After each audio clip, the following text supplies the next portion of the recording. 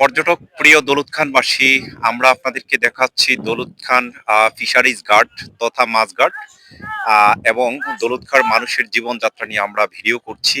আপনারা দেখতে পাচ্ছেন যে যারা জেলে রয়েছে তাদের ট্রলারগুলো, মাছের ট্রলারগুলো আমরা দেখাচ্ছি। এগুলোকে ফিশারিজ বোট বলা হয়। আপনারা জানেন যে বাংলাদেশের সবচেয়ে বড় ফিশারিজ গার্ড হচ্ছে চট্টগ্রাম, এবং তারপরে হচ্ছে চরপেশনের ভোলার চরপেশনের সামরাজ ঘাট, তারপরে হচ্ছে দৌলত খান এবং হচ্ছে পটুয়াখালীর মহিপুর ঘাট, সেটি হচ্ছে তৃতীয়, এবং চতুর্থ হচ্ছে যেভাবে ধরা হয় সেগুলো হচ্ছে এই দৌলত খানের এটি হবে। তো আমরা আপনাদেরকে আজকে পুরো ভিডিও দেখাবো, ভোলা সহ সারা বাংলাদেশের যারা দেখেন। এখানে দেখতে পাচ্ছেন প্রায় আমরা 100 হচ্ছে ট্রলার দেখতে পাচ্ছি, মাছের ট্রলার, যেগুলো দেখা যাচ্ছে বর্তমানে হচ্ছে মাছের হচ্ছে মৎস্য ধরা নিধন চলছে। তার মানে হচ্ছে আহ মৎস্যজীবী যারা রয়েছে বা জেলে যারা রয়েছে তারা হচ্ছে এখন মাছ ধরা থেকে বন্ধ রয়েছে। আমরা পিছনে দেখতে পাচ্ছি তাশরিফ লঞ্চ, তারা হচ্ছে ঢাকার উদ্দেশ্যে যাবে, হয়তো মনপুরা থেকে তারা এসেছে ঢাকার জন্য। আমরা পুরো ভিডিওটি আপনাদেরকে দেখাবো। আমরা দেখাচ্ছি ভোলার পাশে মেঘনা নদীর পাশে যে ব্লক দিয়ে রয়েছে সেই ব্লকগুলো আমরা দেখাচ্ছি। এবং পাশাপাশি আপনারা দেখতে পাচ্ছেন যে অলস সময় কাটাচ্ছে হচ্ছে যারা জেলে রয়েছেন, তাদের সময়গুলো অলসভাবে কাটাচ্ছে। এবং পিছনে বীরশ্রেষ্ঠ মোস্তফা কামাল, আমরা রয়েছি দৌলত খান উপজেলার ভবানীপুরে।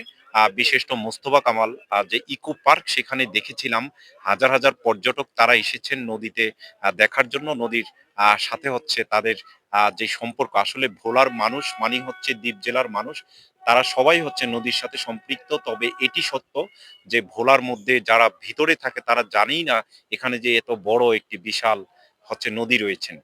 কিংবা হচ্ছে তারা ঢাকায় যাতায়াত করার সময় হয়তো এই নদীর সাথে সম্পৃক্ত হয়। ভোলার যেহেতু 6টি উপজেলা, 9টি থানা রয়েছে, সেই থানাগুলো হচ্ছে এই স্থল পথের সাথে জড়িত। ধান সুপারি গোলা এই দিনে ভোলা বলা হয়। আর সেভাবে হচ্ছে ভোলার মানুষ, আমরা দেখিয়েছিলাম আপনাদেরকে অন্য ভিডিওতে, ধান রয়েছে, সুপারি রয়েছে, এবং হচ্ছে আরেকটি ভোলার যে ইলিশের বাড়ি ভোলা, যেটি বলা হয় চাঁদপুরে, কিন্তু সেটি মোটেও সত্য নয়।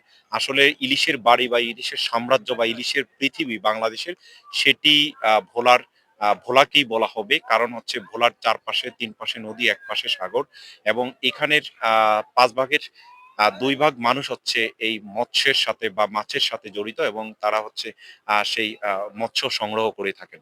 তো আমাদের যেই বাংলাদেশ থেকে বিদেশে যে সকল মৎস্য আহরণ করে, এবং হচ্ছে যতগুলো আপনারা জাহাজ দেখতে পাচ্ছেন, লঞ্চ দেখতে পাচ্ছেন, প্রত্যেকটি লঞ্চের ডেকে করেই কিন্তু মাছ হচ্ছে ঢাকায় যায়, এবং সেখান থেকে বিদেশে রপ্তানি হয়। সেখান থেকে কোটি কোটি টাকা হচ্ছে সরকার আহরণ করে। তো আমরা আসলে যে সকল জেলে রয়েছে তাদেরকে যাতে হচ্ছে তাদের, আমরা শুনেছি প্রায় 6 মাস পর্যন্ত তারা বসে থাকতে হয়। হয়তোবা কখনো 2 মাস, কখনো 1 মাস তারা বসে থাকতে হয়। এবং আসলে সেদিনের সেই বিষয়গুলো নিয়ে, এবং সরকার যেভাবে তাদেরকে হচ্ছে ভিজিএফআই কার্ড যেটি দেয়, এবং সেগুলো সঠিক যাতে বন্টন হয়, সরকার যেভাবে ডিজিটাল কার্ড করেছেন, একসময় হচ্ছে অ্যানালগ ছিল, সেটি ডিজিটাল করে যাতে হচ্ছে আরো সুন্দরভাবে সেটি দেওয়া হয়, এবং প্রকৃত জেলে যারা তারা যাতে হচ্ছে সেই বিষয়গুলো হচ্ছে তারা সেই কার্ডগুলো পায়, সেই বিষয়টি হচ্ছে অন্তর্বর্তীকালীন সরকার ডক্টর ইউনূস সরকার, এবং হচ্ছে অন্যান্য যারা মৎস্য উপদেষ্টা রয়েছেন, তারা যাতে সেই বিষয়গুলো হচ্ছে খেয়াল রাখেন। আমরা আপনাদেরকে যে ভিডিওটি দেখাচ্ছি এটি হচ্ছে আসলে ভোলার দৌলত খানের হচ্ছে মাছঘাট যেটিকে বলা হয়, সেখানে বা ফিশারিজ ঘাট বলা হয়, সেখানে যে সকল হচ্ছে ট্রলার গুলো এখন অলস সময় পার করছে সেগুলো আমরা দেখাচ্ছি। আপনারা আমাদের ফেসবুক পেজ এবং ইউটিউব চ্যানেলে লাইক, শেয়ার, কমেন্টস করবেন, সাবস্ক্রাইব করবেন। আমরা বিভিন্ন সময় আপনাদের এভাবে ভিডিও করে থাকি, এবং ভোলার যে নদী ভাঙন রোধে হচ্ছে যেভাবে ব্লক ফেলানো হয়েছে, এটি যাতে আরও দীর্ঘমেয়াদী হয় সেই প্রত্যাশা করছি।